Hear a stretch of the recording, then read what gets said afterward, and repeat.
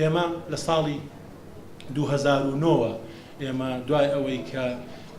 لە تەندروستی سلەیمانی چەند کێشەیەکمان هەبوو، یەکێ لەوانەی بە زۆر بە گەورەیی و زۆر بەخشندە بۆ لەگەڵمانە جەنابی مام جەلال بووە. جەنابی مام جەلال توانیوێتی چەند بەرنامەیەکی گەورە لە تەندروستی سلەیمانی و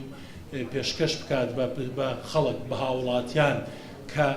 زۆربەی زۆری نەخۆشخانەی هیوا، چارەسەرکردن بە تیشک، نەخۆشخانەی دادوەری، ئەمانە هەمووی لەلایەن بەخشندەیی و بەخشینی جەنابی مام جەلالەوە بووە.